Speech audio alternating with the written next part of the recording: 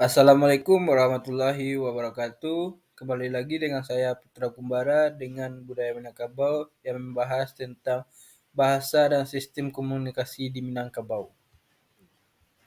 Dengan topik pembahasan yaitu bahasa lisan di Minangkabau, bahasa tulisan di Minangkabau, dan yang ketiga kesusastraan di Minangkabau, dan keempat yaitu literasi Minangkabau. Yang pertama yaitu bahasa lisan di Minangkabau. Bahasa lisan di Minangkabau memiliki bentuk dan ciri khas tersendiri yang mencerminkan budaya dan karakter masyarakat. Beberapa contoh bahasa lisan tradisional yang berkembang di kalangan suku Minangkabau. Yang pertama yaitu Mamagang.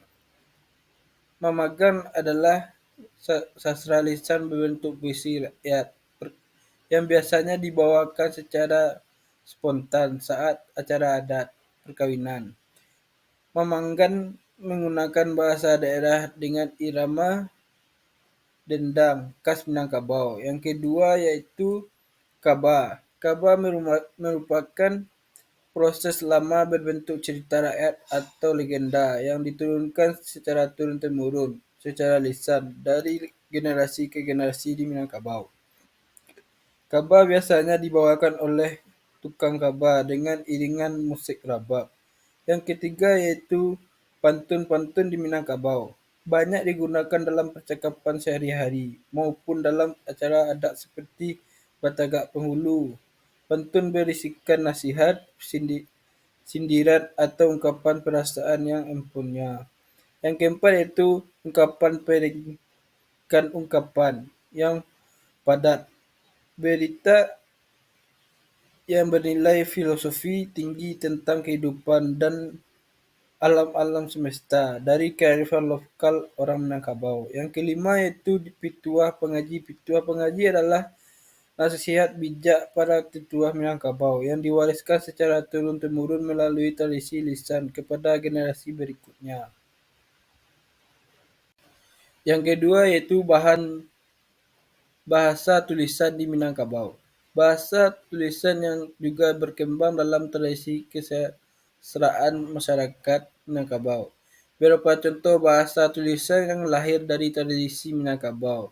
Yang pertama, kaba tulis. Kaba yang awalnya berbentuk secara lisan, lama-kelamaan dituliskan dalam bentuk prasa. Contoh kaba tulis antara lain yaitu Maria, Malin Kundang, Sangkuriang, Cindomato, dan lain-lain. Yang ketiga, Hikayat Minangkabau. Karya sastra lama berbentuk prasa yang menceritakan sejarah Minangkabau, asal-muasal suku Minangkabau, dan silsilah raja-raja Minangkabau. Yang keempat yaitu Tambo. Tambo adalah kronik atau catatan mengenal asal-usul sejarah, silsilah, dan peristiwa-peristiwa penting di sebuah nagari di Minangkabau. Tambo biasanya ditulis dalam bentuk puisi berirama. Yang kelima yaitu surat pernikahan adat. Surat pernikahan adat yang berisikan syarat, aturan, atau tanggung jawab dalam pernikahan menurut adat Minangkabau yang harus ditandatangani kedua mempelai.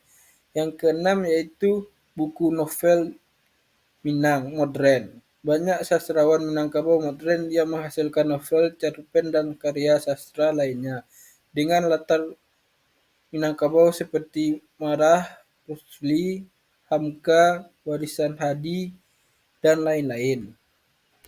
Yang ketiga yaitu kesusastraan di Minangkabau. Minangkabau memiliki warisan kesusastraan yang kaya dan unik.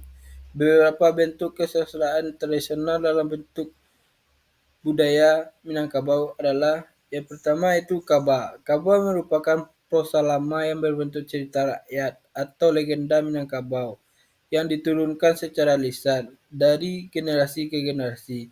Contohnya kaba yang terkenal adalah Malin Kundang dan Sangkuriang. Yang kedua yaitu Tambo. Tambo adalah kronik atau catatan mengenai asal-usul sejarah, silsilah, dan peristiwa-peristiwa penting sebuah negari yang menendang puisi irama. Yang ketiga yaitu dendang. Dendang adalah puisi lama berirama yang biasanya dinyanyikan dan syairnya penuh dengan nilai-nilai nasihat.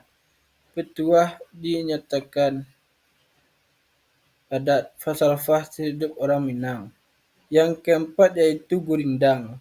Gurindam adalah Minangkabau merupakan puisi datuk-datuk yang berisi nasihat bijak dan pengetahuan tentang adat, istiadat serta kehidupan masyarakat Minangkabau.